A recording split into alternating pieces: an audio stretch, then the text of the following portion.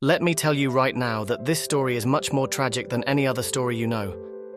While I was preparing this video for you, I went through very deep emotions, and you will feel these intense emotions in every second of the video. So be prepared for what you are about to hear and watch.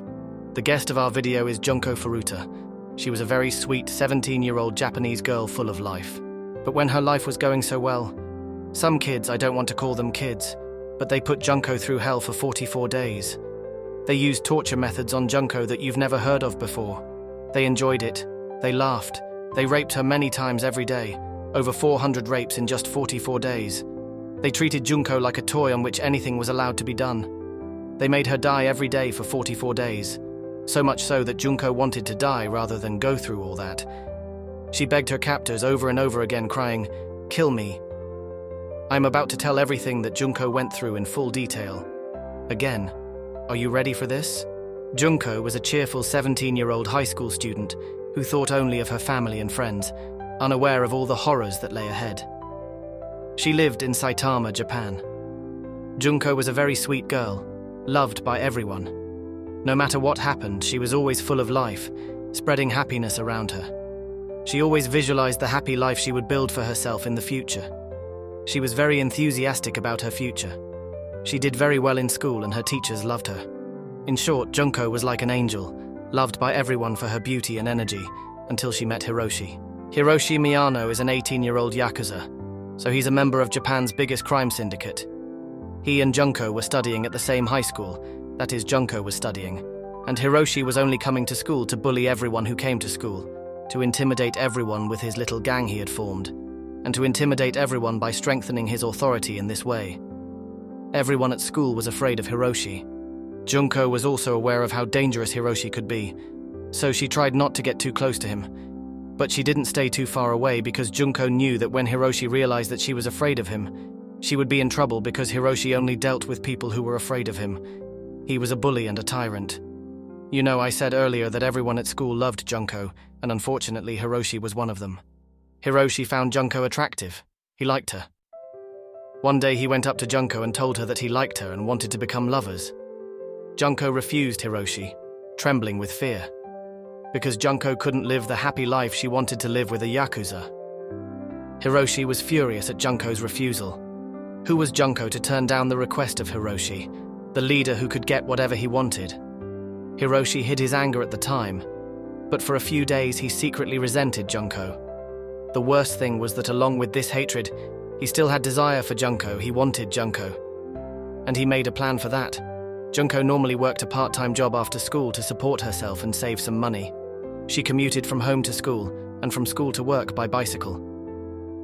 On the day it all started, Junko was riding her bicycle home from work and entered a street where there were not many people at that time. A boy whose face she couldn't see kicked Junko's bicycle and knocked her off. The boy who did this immediately ran away. But someone came to Junko's aid, so-called aid. It was Hiroshi. He ran to Junko and offered to take Junko home under the pretext of helping her. Junko refused at first, but Hiroshi threatened Junko, saying that he was a Yakuza member and that very bad things would happen to her if she didn't obey his orders. Junko had no choice. Hiroshi took Junko to a deserted old warehouse where he raped her. It was the first horror that Junko, only 17 years old, had ever experienced. It's the least of what you're about to hear. Later, Hiroshi took Junko to a hotel room and raped her again. Hiroshi then called Ogura, his friend and accomplice, and bragged about how beautiful Junko's body was and how he had raped her. His goal was to make Ogura suffer in a way. Ogura excitedly told Hiroshi not to let Junko go. On the morning of that night, November 26th, Hiroshi took Junko to a park. Waiting for her there were Ogura, 17, Minato, 16, and Watanabe, also 17. Each of them were members of the gang led by the 18-year-old Hiroshi. These are the criminals whose names you will hear so often. These four told Junko that they knew her family's house, and that the Yakuza would kill her family if she tried to escape. From that moment on, Junko was a prisoner of these four children, four tyrants. Desperate, Junko was taken to Ogura's house. Ogura's family often came and stayed at this house. We will return to this information angrily in a moment. They treated her very badly. They gave her no food or water that day. They made her dance. They made her do whatever they wanted. They treated her like a slave. 2 days after Junko's disappearance, on November 27th, her parents became suspicious of her absence and filed a police report. Upon learning of this, Hiroshi and his friends immediately had Junko call her mother and force her to tell her that she had run away from home, but that she was safe and would be staying with a friend for a while. They made Junko do this several times at regular intervals. Their aim was to eliminate the threat that would cause them to lose the Junko she had made sex toys for, namely Junko's family. The Hiroshis planned to keep Junko captive for a long time, and unfortunately they would succeed. One day, Ogura's parents came home. At first, the Hiroshis forced Junko to pretend to be Ogura's girlfriend, and Ogura's parents believed them. But then when the Hiroshis realized that these parents didn't really care, they started to do everything out in the open.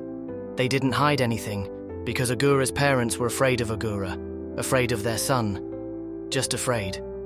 That's how dangerous these children are.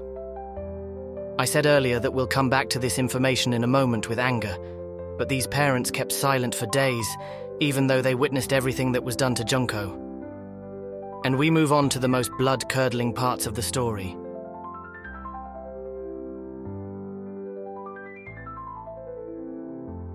On the night of November 28th, Hiroshi called 2 more friends and a total of 6 people gang-raped Junko. Then Hiroshi, when Junko was done with everyone for the moment, took a razor and shaved Junko's private parts because he was uncomfortable with the way she looked. While he was doing this, he made scratches on her skin so that she would be scared. Then, in his own sense of fun, he burned those parts of Junko with a match, and they gang-raped her again. Junko had the opportunity to escape one day, but she failed. Hiroshi caught her trying to escape, and they punished her together. First, they each punched her repeatedly in the face and body. Then, Hiroshi doused Junko's legs with lighter fluid and picked up a lighter. Junko set his legs on fire. Junko writhed in agony while everyone else smiled with pleasure. Hiroshi and his friends weren't content with doing this to Junko. They stripped Junko naked and turned on some cheerful music. They forced Junko to dance in front of them and masturbate while doing so. For Junko, that night never ended. They sat Junko down on the floor, inserted objects into his genitals, such as a long metal rod, an overheated light bulb, a beer bottle and scissors. They set off fireworks in Junko's anus. It's really hard to describe. It's hard for me to describe it, and it's probably hard for you to listen to it, but Junko experienced these things and worse for 44 days. Junko experienced 44 days of death in just minutes here. They tortured Junko every day, raped him every day. They tied Junko by his hands and hung him from the ceiling and used him as a punching bag. Junko had a nipple ripped off with pliers. Junko often begged Hiroshi and his friends to die. Junko wanted to die, but the Hiroshila would give Junko many more days of worse than death. They never gave Junko food or water. They starved and dehydrated him mercilessly. Sometimes they gave him a small amount of water, but Junko was in such a state that his body would not accept it. As soon as he drank the water, he vomited it up. The fireworks exploded in her anus, and she was unable to go to the toilet. Her burned legs made her unable to walk. Junko had no choice but to crawl on the floor in pain. He was trapped on the floor of the house. Junko had been beaten so badly that his face was unrecognizable. She had bumps, bruises and bruises all over her face.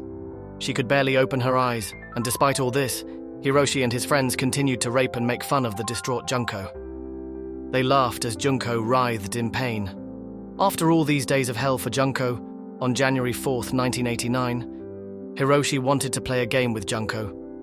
Junko unfortunately won the game. There was no prize for this game. On the contrary, Hiroshi couldn't swallow his ego at losing the game against Junko and punished her mercilessly. He lit a candle, dripped hot drops of the melting wax on Junko's face, and put 2 hot candles in her eyes.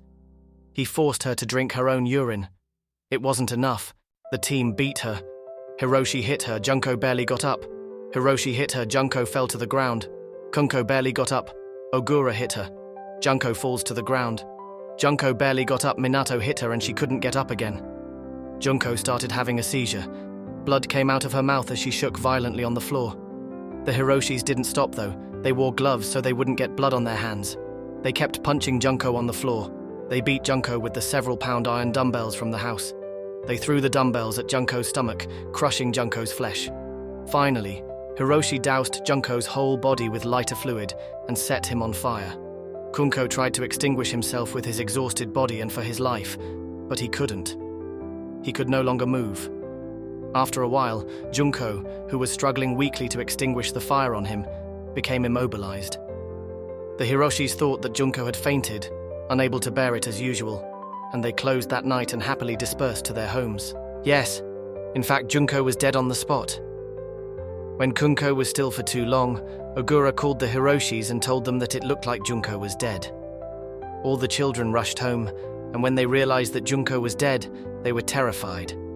They immediately wanted to get rid of the body so as not to be guilty. They wrapped Junko's body in a blanket and stuffed it into a small suitcase. They took Junko to a warehouse and put the suitcase in a barrel. They poured 208 liters of concrete over Junko. They took that barrel to an open field in Tokyo and left it. That barrel with 208 liters of concrete and Junko in it sat there for 2.5 months. A few weeks after Junko died on January 4th, Hiroshi and Ogura were arrested for kidnapping and raping another 19-year-old woman. So they were detained not for what they did to Junko, but for another crime. But don't worry. Thanks to Hiroshi, the police will find out what happened to Junko. The police questioned Hiroshi and Ogura separately. During the interrogation, Hiroshi assumed that Ogura had already confessed to the cops what he had done to Junko and told them all about Junko and the location of her body. The cops were surprised at first because they were trying Hiroshi for another crime. Hiroshi had thus exposed himself. Hiroshi, Ogura, Minato, and Watanabe were taken into custody. In court, they were not called by their first names, but A, B, C, and D respectively. In July 1990, they were all sentenced to prison for kidnapping, detention, rape, assault, murder, and abandoning a corpse for the purpose of sexual assault. How many years would you expect the criminals who did all these atrocities to Junko to be sentenced? 30 years? And 50? Maybe life? She wished it was life, but no. They were not sentenced to life because they were not yet over 18. They were tried as juvenile delinquents. Hiroshi, the leader of the team, got only 20 years, Ogura only 10 years, Minato 9 years, Watanabe only 7 years. They changed their tainted surnames and are still living their lives. Was this the price for the sweet Junko, full of joy and hope, who only wanted to live a happy life, who had done nothing wrong?